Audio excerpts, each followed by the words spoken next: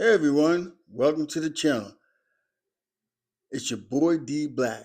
As you know, I'm coming to you raw and uncut. And please don't forget to subscribe, like, share, and leave a comment. And please hit that bell for notification for the next video. All right, not gonna waste any time.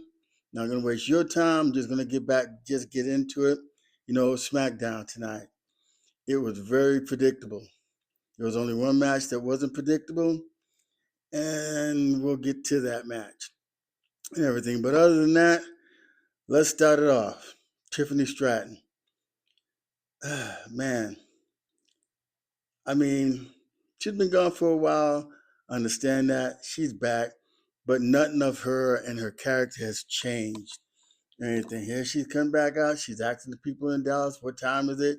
And she's like, it's Tiffy time and stuff like that. So, it's just the same old thing with her. The promos are ridiculous. They're not good and like that. I mean, she's acknowledging that the fact that she is in the elimination chamber, like everybody else is saying, that she's gonna win and stuff, and challenge, whoever, for the title, which would probably be, since Liv Morgan hasn't made a decision yet. So it would either be Jade Cargill or Stephanie Valkyrie, one of the two. Somebody's going to get challenged, you know, um, by whoever wins the chamber and stuff like that. And then we get, as Tiffany's talking and everything, saying that she's going to win the women's title, and that she's going to just change things up. I've guessed and everything, So and then Nia Jackson, Lash Legend, come out. And then Lash and jumps on. Well, don't jump on it physically, but anyway, tells her about herself and stuff like that. And then Tiffany, strikes back at her again and stuff like that, and saying, that Lash is saying that Nia will pin, you know, Tiffany before she can say, Tiffy time and stuff. And then we get to the match um, with Lash Legend and Nia Jax going against Rhea Ripley and Io Sky, because during that whole interview in the beginning, Rio and Io, they come out, and say their little words and stuff like that and everything. Because Rhea tells Lash and Tiffany, said, "Don't worry about who's going to win the chamber, because she's going to win the chamber, and it doesn't matter you know, um, how it goes. If it comes down to Io and herself and everything, they're just gonna fight to see who gets to, make that challenge, as far as main eventing, you know, um, WrestleMania. Then we get with the match and everything. The match was going all right. I mean, Io was taking the beat down and stuff. Then she gets the hot tag with Rhea Ripley. And then all of a sudden the match just gets so out of control. You know, Lash Legend starts to bring out a table and stuff. Table gets set up. You know, um, Nia is laid on the table. Then Lash takes hits Io and then pulls Nia from the table and everything. And then Nia climbs the rope, and then Io, drives Nia through that very same table, and then last she runs and she throws herself and spears, kind of like a spear, Rhea through the barricade and stuff. And so the referee just lost so much control of the match, he just called it a no contest, called for the bell, and that's how that match ended. It was a no contest and stuff, just a waste of time and stuff. So it accomplished nothing through that match. I mean, it was like a waste of time. It was a match and it accomplished nothing. I mean, you figure that Rio will probably be in the elimination chamber. These women probably might be in the elimination chamber. Nia will probably be in there and stuff like that. But yeah, that's how that ended and stuff. And then we get Cody Rhodes and everything, and he's interviewing with Kathy Kelly, and Kathy Kelly asks him what he's going, to do as far as the match and his situation as far as the chamber is concerned and stuff, and he just goes off record, off skip, and saying that it's his dream.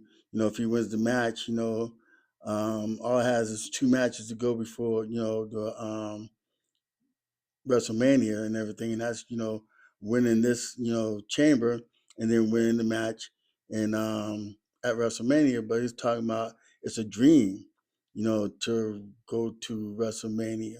But he's already was in WrestleMania last year at a main event and stuff.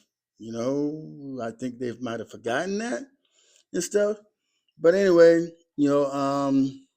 so it's crazy. Cody's just talking out the side of his neck as always and stuff, never, answering the question that is being asked of him.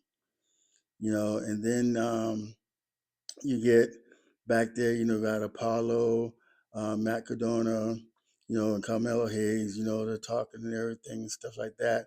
And then Carmelo Hayes is telling them that there's not going to be an open challenge for the U.S. title and stuff because he's already promised a match to who? Ilja Dragunov, who he just beat for the title and stuff. And I didn't think that there was supposed to be this rematch clause that was supposed to be invoked, for them not to have rematch once they lose the title and stuff. But I guess they just shut that out the door and anyway.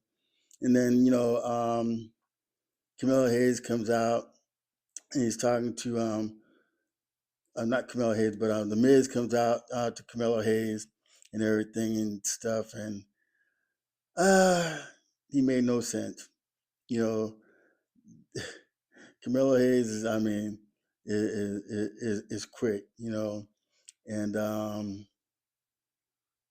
Miz is talking about a teachable moment, and then Carmelo Hayes said he hopes he's a better teacher than he is, in the ring as a wrestler and stuff. So then we get, then we go, and Solo Sikoa comes out and everything, and he's talking about, he wants to challenge for the U.S. title, and he tells Ilya Dragunov, to take a back seat and everything, and to get out of the ring because he's next, for that title and everything. So they get to go swacking it along, talking and talking and everything. And the MFTs get in the ring and they attack Ilya, you know, and then Apollo Creed and Matt Cardona, they come out and they help them, attack, the MFTs and stuff. And then Shinsuke Nakamura, he comes out to give them a hand and everything. So it's a whole thing. And then Nick Aldis comes out and he makes it a 10-man, match. It'll be Carmelo Hayes, Matt Cardona, Shinsuke Nakamura, Apollo Cruz, and Ilya Dragunov going against the MFTs and stuff. And the match is kind of okay. It was all, it was good. There was some ups and there was down. Nothing really raggedy about the match and everything. You kind of knew because of the situation that the MFTs was going to come out and they were going to win this match and everything. There was no writing up against it. There's no storylines and everything. And that's the problem with the whole show is that there's never no storylines anymore, about anything. This match is just thrown together. I just thought, it was going to be Carmelo Hayes going against Ilya Dragunov, and that would be it. But now we got a whole 10-man tag match and stuff. And the crazy part about it, that Tama Tonga, hits that cutthroat on Carmelo Hayes and pins Carmelo Hayes. So is that going to set him up for a shot at the U.S. title and everything? Because Solo said that he was going to challenge for the title. So make sense and stuff. And then after the match was over, then the White Six, they appear, in the crowd, and then they look at each other and stuff, and then the lights go out and stuff. And then you got Alexa Bliss and Charlotte Flair, in their backstage promo, and they're talking about Gallantees, like Gallantees Day, and then Charlotte gives Alexa Bliss some black roses and a picture of of herself, Charlotte, and stuff. And so she said, "Ooh, a picture." She said, "Yeah," and then said it's signed to you, to Alexa and stuff like that. And then ultimately, it's going to be the fact that Charlotte's going to go out to the ring, with her in the Elimination Challenge match and stuff. And then we get like Kit Wilson. He's still acting crazy and stuff. We got Nick Aldis and R-Truth and Damian Priest. And then Nick Aldis is telling Damian Priest and R-Truth that they're going to be, in the Elimination Chamber, qualifying match, against Carmelo Hayes next week and stuff. And then Kit Wilson, he comes and everything. And he's telling Nick that it wasn't funny what happened to him last week and everything when Obafemi, came and destroyed him and stuff. So apparently he, wrote a poem and stuff like that. And then R-Truth, said, well, the poem was kind of dead. And then R-Truth said his poem back to Kit Wilson. It was kind of funny. It was a little funny segment and everything, and stuff. And he was talking about how Obafemi, destroyed Kit Wilson and stuff like that. But anyway, after that little segment and everything, we get to the match, Alexa Bliss, Zalena Vega, and Giulia. And again, predictable. Alexa was going to win the match. The match went on. There was a few messed up spots in it and everything like that. And, with her sister Abigail, to Selena, Alexa Bliss wins the match and stuff. And then we got my boy Trick Williams. He comes out. I love Trick. He comes out and he starts talking about Sami Zayn. He's saying that he's telling Sami Zayn that nobody in Dallas, wants to hear from Mr. Kent, get the job done, and tells another, and for somebody to tell another stop story and stuff, more or less saying that Sami Zayn is a baby because he did lose a match. He's lost the title shot match and everything, so he's crying to get another shot, at the title, trying to get into where he can go to WrestleMania as far as the chamber is concerned, and saying that Sami Zayn, just like I said, is backstage moping, trying to get another shot, and he says backstage moping. He's got some sketches on and everything on his feet, and he hasn't combed his hair and everything like that, and his breath smells like 10 pounds of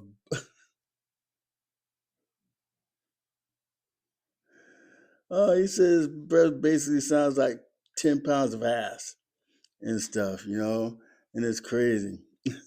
It's crazy. And that Sami, like I said, is begging for another opportunity, for another shot, at a title going through the chamber and stuff. So we get the match with and then he goes on to saying that if you think that Ray Phoenix is gonna beat him and everything, they were wrong. So we get the match with Trick Williams and Ray Phoenix and stuff, and Trick Williams, he jobs out Ray Phoenix and he beats him, with the trick shot and stuff like that. So then we get the match between Jordynne Grace and Jade Cargill. The match was to me, I thought the match was pretty decent. I kind of thought that they gave Jordynne Grace a lot more, kind of looking like, kind of putting down Jade Cargill and her strengths and stuff like that. I know they're both big women and they got power and stuff like that, but I think they tried to take something away from Jade to make her look a little bit bad, in the ring. But anyway, before the match, Dom comes out with Liv Morgan and stuff, and Dom has the table set up, with some chicken nuggets, a box of chocolate candy and stuff like that, and everything. Michelle Rodriguez is with them and stuff. But anyway, they get as the match goes on and everything. It gets pretty brutal in this match. I mean, these girls were pretty much going at it. Jade backdrops Jordynne Grace over the barrier, on her back, and I thought, man, oh my goodness, I thought she might have broke her back, but that was a pretty good bump for her to take and stuff, And then after she does that, Jade grabs a nugget, from the from Liv and everything. She eats it and stuff, and then she look at Jade. She looks at her, and tells her if she picks her, that she's gonna kick her head in and stuff. So as the match goes on, Jade gets Jordynne Grace. She picks her up in the Jaded with one arm, and she drops her, and Jade wins the match and stuff. And then Jade goes out again, and she tells Liv if she picks it, she's gonna whoop her tail and destroy her and stuff at WrestleMania and stuff. So I think that's gonna be you know I think it would be pretty good if Jade goes against Liv. It might be a good match, but the obvious match would be that if Rhea wins the chamber and then she goes at Jade and Liv goes at Stephanie. I think those matches would be better. I think the money match would be, Rhea Ripley going after Jade Cargill because apparently Bianca Belair is nowhere in sight and stuff because it would have been good if Bianca was able to go into the chamber and win the chamber and then challenge Jade. That would have been something. That would have been nice. That would have been awesome. You know, but that's not what's going to happen and stuff. And yeah. And then we get back. They do an Oberfemi, little promo and stuff like that. We know that he's going to be coming to the show, and then he got Nick Aldis and Ober talking, and hoping that Ober signs with SmackDown. And then we got Kit Williams back again with this poem. And so he starts reading this poem about Ober and everything. And then Ober comes out and basically Ober challenges Kit Wilson, to a match. And so the match is going to be next week. And then Kit looks at, Ober and he just looks at it and says toxic. And then he walks out. And then he walks out and stuff. So then we have the Sami Zayn, Jacob Fatu, and Cody Rhodes, the triple threat match for, who's going to enter into the Elimination Chamber. Now this match was actually it was a pretty decent match. It was pretty good. You know, I mean, they bounced and stuff. I mean, you could tell when they got tired and who was in the ring, who was not in the ring and stuff like that. You know, and then all of a sudden, through the match and everything, it was getting real good. Then Drew comes out and he attacks Jacob Fatu. And then he attacks Cody Rhodes and everything. And he hits Cody with the Claymore. And then he takes Sami Zayn, slides him over on top of Cody. Cody kicks out. While Cody kicks out, Drew is outside the ring, but he sits back and he looks at the match and everything, and he hesitates and he pauses and stuff. And then Drew jumps back into the ring, and he jumps back on Cody and everything, and then he's starting to fight Cody, and then Cody starts fighting back. They're in the corner. Sami Zayn goes to Halua kick Cody, but Cody somehow moves out the way, and Sami Haluna kicks Drew. Drew rolls out the ring. Cody hits Sami with the crossroads and wins the match. So it'll be Cody moving on into the Elimination Chamber, which was predictable and stuff. I mean, it wasn't really predictable because any one of the three could have won. More or less, it was probably going to be Cody that would win it and stuff. And I'm hoping that Cody does not win the chamber and everything, but it looks like Cody's going to win the chamber to get his shot at Drew at WrestleMania and win the title back there. That's what I'm seeing. That's how I'm seeing it and stuff. I hope that I'm not right on that because I'm actually tired of seeing Cody with the belt and stuff. I mean, he's not a great champion. I mean, he's okay, but he's not really all that. I mean, he's good. I just can't say, you know. Um, when he was champion, before he lost the belt to Cody, before he lost the belt to Drew, I mean, You never really seen. You never really put the title up, and I'm tired of seeing that. I want to see, if you're gonna win the title, put the title up on television and stuff, and let the people see it instead of always having to pay, on these streaming channels, especially like ESPN and everything is paying so much for it, and the matches look like crap and stuff. So if you're gonna look like crap on regular TV like they have been for a while. So have the matches then. But if you agree with me, please don't forget to subscribe, like, share, leave a comment. Let me know. Let me know. Don't forget to hit that notification bell. All right. Thank you for watching. God bless. Deuces, and I'll see you on the next video. Thank you.